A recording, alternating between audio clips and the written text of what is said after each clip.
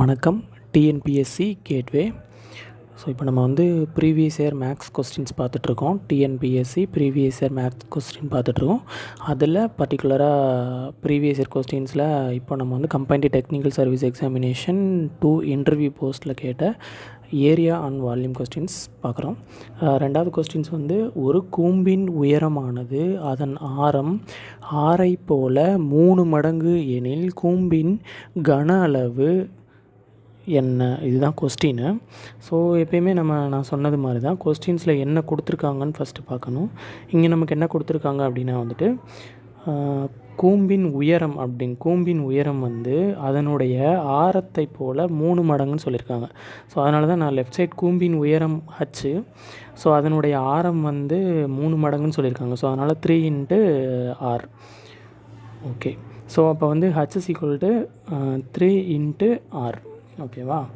இப்போ வந்து என்னென்னா நெக்ஸ்ட் என்ன கேட்குறாங்க அப்படின்னு பார்த்தோம்னா கூம்பின் கன அளவு வந்து வின்னு சொல்லுவோம். ஸோ அது வந்து என்ன பார்த்தோம்னா 1/3/r² ஹச். ஸோ ஏற்கனவே சொன்னேன்னா ஏரியா அண்ட் வால்யூம்னாலே ஃபார்முலா தான். ஸோ ஃபார்முலாஸ் வந்து நல்லா மனப்பாடம் பண்ணிக்கோங்க. இங்கே கூம்பின் கன அளவு வந்து 1/3/r² ஹச்சு. இதில் ஹச்சுனா என்ன, ஆர்னா என்னன்னு நீங்கள் தெரிஞ்சுக்கணும். கூம்பினுடைய ஆரம் கீழே டயக்ராம் இருக்குது பாருங்கள். அந்த டயக்ராமில் ஆரம் அப்படிங்கிறது என்னென்னா கீழே வட்டம் இருக்குல்ல, ஸோ அதில் இருக்கிறது தான் ஆரம் 6. ஸோ அந்த ஹைட்டு உயரம் வந்து ஹச்சு. ஸோ இதை வச்சு தான் ஃபார்முலா டெரைவ் பண்ணியிருக்காங்க. ஸோ அதில் இப்போ நம்ம வந்து 1/3/r² ஹச். ஸோ இங்கே H is equal to 3r நம்ம கொடுக்கப்பட்டதை வச்சு கண்டுபிடிச்சிருக்கோம். ஸோ அதுக்கு அந்த வந்து ஹச்சுக்கு பதிலாக 3r சப்மிட் பண்ணணும். So 1/3 × r² × 3 × r. ஸோ இங்கே 3 ரெண்டும் டிவைட் ஆகிடும். ஸோ 3 அடித்து கொடுத்துட்டோம் அப்படின்னா 1/3 × 3 அடிச்சிட்டோம்னா ஆன்சர் வந்து r³. ஓகே, ஸோ இங்கே நான் வந்து ஒரு விஷயம் சொல்லியிருந்தேன், ஏரியா அண்ட் வால்யூம்னா நம்ம வந்து புரிஞ்சு படிக்கணும் அப்படின்ட்டு. இங்கனக்குள்ளே பார்த்தீங்க அப்படின்னா வந்துட்டு ஒரு உருளையின் கன அளவு இஸ் ஈக்குவல் டு 3 × கூம்பின் கன அளவு. ஏன் அப்படின்னா உருளையினுடைய கன அளவு வந்து r² ஹச்.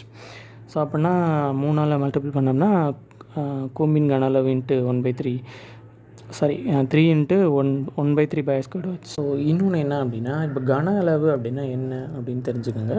கன அளவு அப்படிங்கிறது என்னென்னா ஒரு ஒரு ஒரு உருவத்தினுடைய அடைக்கப்பட்ட பரப்பு.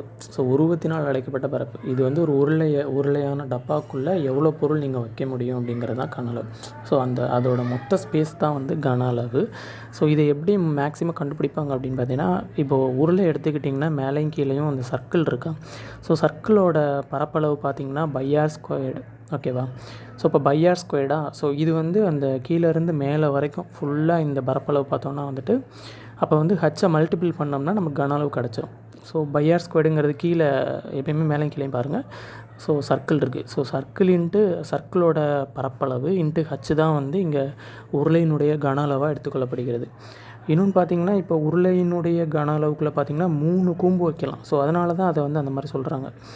ஒரு உருளைக்குள்ளே 3 கூம்பு வந்து இருக்கும். ஸோ அதுதான் வந்து உருளையின் கன அளவு = 3 × கூம்பின் கன அளவு அப்படின்னு சொல்கிறாங்க. So thank you.